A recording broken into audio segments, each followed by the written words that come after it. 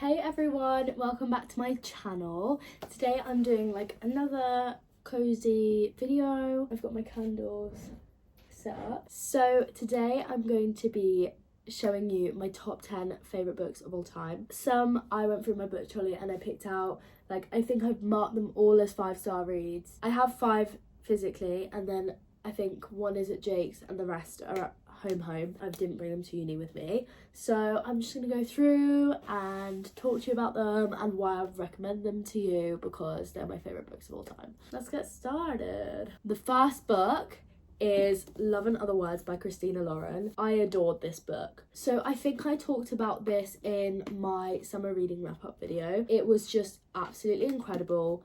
Dual narrative, second chance romance. It just literally had me in pieces, and I was hooked the whole time. I love Christina Lauren's writing style, and I rated this 5 stars. It was just incredible, nothing like I've ever read. So I would 5-star recommend this book. The next book I don't have with me, but it is And Then There Were None by Agatha Christie. I read this a few years ago and I absolutely loved it. I think I read it in one sitting. I stayed up till like 4 in the morning on a school night to read it. It's just like a classic murder mystery thriller, and the whole time I was like guessing who I thought the killer was, and then it turned out it wasn't that killer. So like I genuinely had no idea of how it was gonna go. Like all my predictions were wrong. Like I couldn't tell, and I love that in a thriller, because I hate when you can kind of tell where it's going or like who the murderer is gonna be in those sorts of books. I really loved it, and I thought it was done in such an interesting way as well. If you've read it, like it's done through sort of like, is it like a rhyme or like a nursery rhyme or like I can't remember, like a poem. And I want to read more of Agatha Christie's books. It was funny because me and Jake went on holiday to Devon in summer, and we went to Brixham, and we went into a Waterstones, and they literally had Agatha Christie's whole collection. And then we took the boat over to Paynton, and it was the same there, and it was because Agatha Christie lived in Devon. I wish I'd bought one of her books there, but yeah, it's an incredible book, and it had me so on the edge of my seat. Like I think I started reading it, and then like the beginning felt a little bit slow, and then I picked it up again and read it in one sitting, because you just have to stick with it because it gets so good. And then yeah, I read it literally in a few hours in one sitting, stayed up till 4 a.m. on a school night, and then I couldn't even sleep after because I was so rattled. Even though it's not like that kind of thriller. The next book is Every Summer After by Carly Fortune. I finally read it. I finally finished it, guys. It took me ages, but that was just because I didn't have the time, because if I had the time to just sit there and read this in one sitting, I would have. It got to a point near the end, like I think when I was like, I don't know, like that far of the way through, I literally stayed up. Like I should have gone to bed, but I stayed up late by like another 2 hours because I needed to finish it. Jake was like, Ellie, can we go to sleep? And I was like, you sleep, I've got to finish this. Like I could not put it down. I was like, I'm getting to like the crucial turning point. This is very similar to Love and Other Words, Christina Lauren. This made me cry. I cried, I sobbed. You don't find out like what happened until right at the end, which I love because it just kept me guessing the whole time. I was literally gasping out loud as I was reading it, so that's how you know it's a good book. So 5 stars. The next 5-star is at Jake's. It's The Hunger Games. I won't go into too much detail because I talked about this again in my summer reading wrap-up, but I just love it. There is nothing, that whole series, Catching Fire was my favourite book because there was just so much more detail in it. Well, I still need to read the 3rd book, but the whole series so far is great, and I can't wait for the next book. The next book I have is Ugly Love by Colleen Hoover. This was one of the books that I read that kind of got me out of a reading slump. In terms of writing, they're like an easy read. I did read this when I was like 15, 16, maybe 16 or 17, and I absolutely loved it. I don't know if I'd still love it now, but from what I can remember, I would, because I love enemies to lovers, plus brother's best friend. So good. See, with Colleen Hoover, I like some of her books and I don't like some other of her books. So like Ugly Love, I gave 5 stars. I really liked Reminders of Him. When I read that, I don't know what I gave that. Verity wasn't a 5-star, but it was good. I enjoyed it. But then It Ends With Us I wasn't really a fan of. So it's sort of hit and miss with Colleen Hoover, but I did really love this book, and if you're in a reading slump, I would recommend reading this because it did help me get out of one. I think I read it in a few days, so yeah, it's a really quick, easy read. The next book is The Maze Runner, which I don't have here with me because it's at home.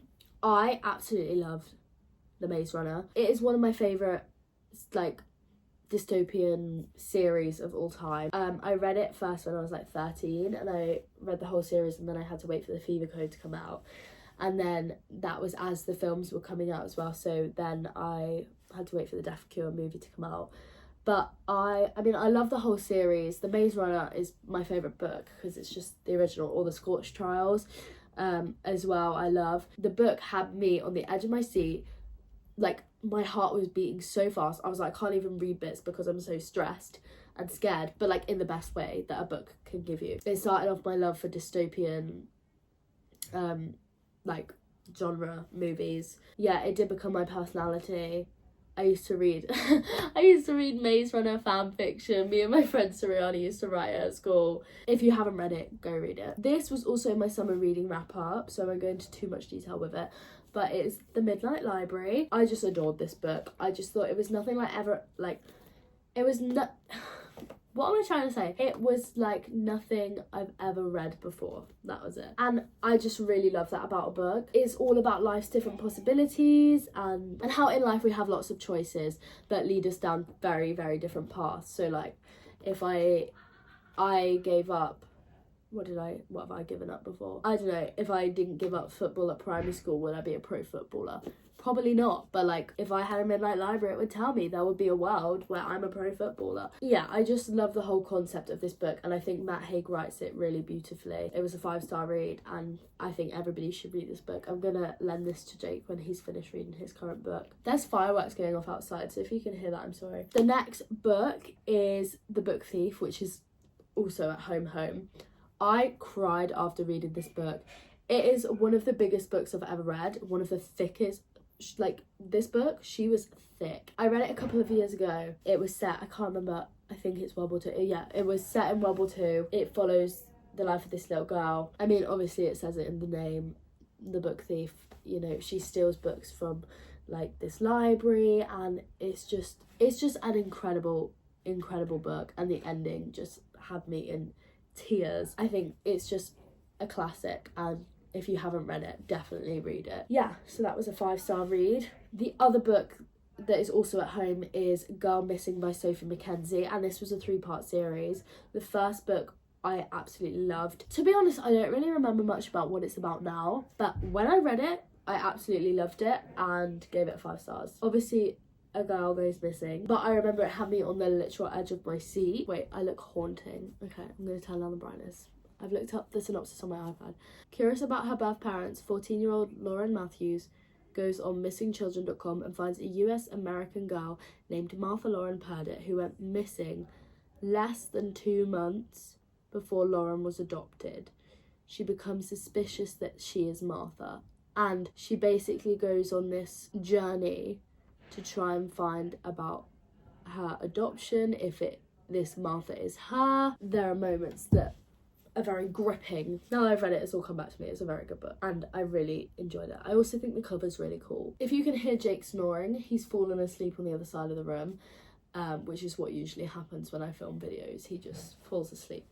So the last book that I want to talk to you about is my favourite book of all time. This is why I've saved it till last. It is Out of Love by Hazel Hayes. So I saw Steph Bora describe this in a video of hers, and I was like, I want to read that. I read this last year and it was incredible.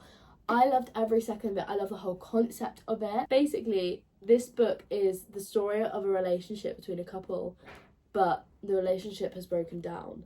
So it starts with the end of the relationship and goes back in time to when they first met, which I thought, I've never heard of a book that did that before, and that was one thing that made me want to read this book. Then I read it, and it was so interesting to see each chapter would go back in time, and you can just see where things went wrong and see like how their relationship used to be compared to how it was when it ended. It says here, a novel for anyone who has loved and lost and lived to tell the tale. And I would like to see what else, like what other books Hazel Hayes has. Obviously, I think for some of the books I've recommended, I would just check trigger warnings, because there might be some things that like trigger people. And yeah, so they're my top 10 books of all time. I hope you've enjoyed this video. I'm sorry it's so dark and gloomy. I literally forget that now it gets dark at 5 p.m. So I was like, I'll film my video today. And then it got dark at 5 p.m. and I went, oh, okay. So it's been another candlelit cozy one. So I hope you've enjoyed that. I'll see you in the next video. Bye!